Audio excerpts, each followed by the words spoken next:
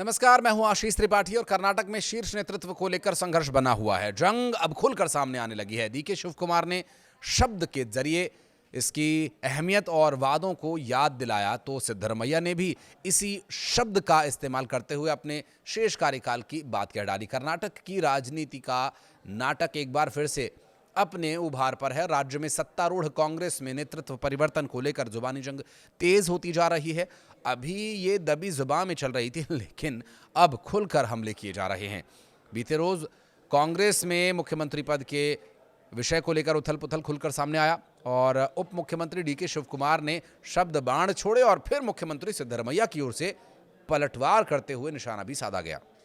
शब्दों की इस नई जंग में दोनों ओर से अपनी बात या वादे की अहमियत पर जोर दिया जा रहा है। राज्य में छिड़े संघर्ष को लेकर कांग्रेस के अध्यक्ष मल्लिकार्जुन खड़गे ने कल कहा था कि कर्नाटक के मुद्दे पर चर्चा करने के लिए दिल्ली में राहुल गांधी, मुख्यमंत्री सिद्धरमैया और उप मुख्यमंत्री शिव कुमार समेत वरिष्ठ नेताओं की एक बैठक बुलाएंगे और बैठक में नेता इस मुद्दे को सुलझाएंगे और आगे की रणनीति पर चर्चा करेंगे और जो भी भ्रम है उसे खत्म करेंगे। उप मुख्यमंत्री शिव कुमार ने सबसे पहले सोशल मीडिया एक्स पर एक इमेज के जरिए अपनी बात रखी और शब्दों और वादों को याद दिलाया। इस पोस्ट के जरिए पार्टी आलाकमान को उस कथित वादे को याद दिलाने से जोड़ा गया जिसमें उन्हें राज्य सरकार के 5 साल के टर्म के दूसरे हिस्से के लिए मुख्यमंत्री बनाए जाने का वादा किया गया था। राज्य की कांग्रेस सरकार ने 20 नवंबर को अपने कार्यकाल की शुरुआती 2.5 साल पूरे कर लिए। शिव कुमार अपने इस पोस्ट में कह रहे थे, शब्दों की ताकत ही दुनिया की असली ताकत है और दुनिया में सबसे बड़ी ताकत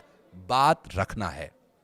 चाहे जज हो, राष्ट्रपति हो या कोई भी, चाहे मैं ही क्यों ना हूं, सभी को अपने वादे के अनुसार काम करना चाहिए। शब्दों की ताकत ही दुनिया की असली ताकत है। हालांकि आधिकारिक तौर पर पार्टी की ओर से कभी यह कहा नहीं गया कि साल 2023 में चुनाव जीतने के बाद कोई 2.5 साल वाला फॉर्मूला तय किया गया था, लेकिन यह भी है कि शिव कुमार के समर्थकों की ओर से बार बार इसको लेकर के वादा किया जाता रहा। खुद शिव कुमार ने भी पिछले दिनों कुछ लोगों के बीच सीक्रेट डील की बात की थी और इस पर सफाई के तौर पर कुछ कहा भी नहीं गया। सिद्धरमैया का फुल टर्म का जवाब शब्द को लेकर शुरू हुई जंग में पलटवार करते हुए सिद्धरमैया ने भी पलटवार करते हुए कुछ ही घंटों बाद वैसी ही भाषा का इस्तेमाल किया।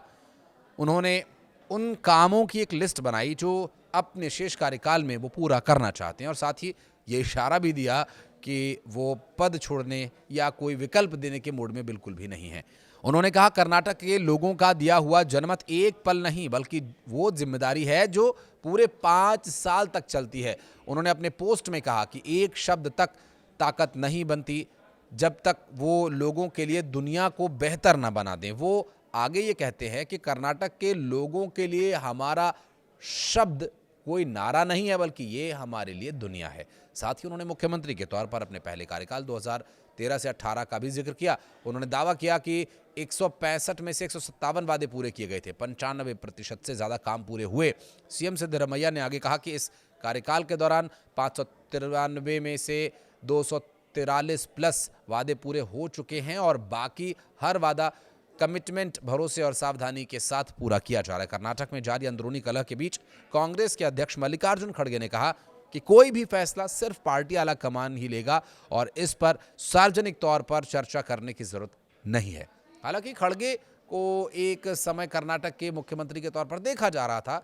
राजस्थान, छत्तीसगढ़ में भी संघर्ष हुआ था और कर्नाटक के इस पूरे संग्राम का पटाक्षेप कैसे होगा ये देखने की भी बात होगी। और कर्नाटक से पहले राजस्थान और छत्तीसगढ़ में भी शासनकाल के दौरान नेतृत्व परिवर्तन को लेकर संघर्ष देखा गया था। साल 2020 में राजस्थान में कांग्रेस सरकार के दौर में तीखा संघर्ष जो कि अशोक गहलोत और सचिन पायलट के बीच दिखा था। हालांकि पार्टी नेतृत्व ने गहलोत को ही सीएम बनाए रखा था, जबकि पायलट उप मुख्यमंत्री और राज्य प्रमुख का पद छोड़ने के बाद भी पार्टी में बने रहे। और इसी तरह छत्तीसगढ़ में 2018 से 23 के बीच भी कांग्रेस सरकार के दौरान सीएम भूपेश बघेल और एक वरिष्ठ मंत्री टीएस सिंहदेव के बीच भी संघर्ष रहा था और भूपेश बघेल को हटाया नहीं गया, लेकिन 2023 में चुनाव से ठीक पहले टीएस सिंहदेव को उप मुख्यमंत्री बनाकर के मामले को सुलझाने की कोशिश जरूर की गई। हालांकि 2023 के चुनाव में दोनों राज्यों में कांग्रेस को हार का सामना करना पड़ा था। क्या यही 2.5 साल वाला फॉर्मूला या दो नेताओं की टक्कर कांग्रेस की हार का कारण बन रही है?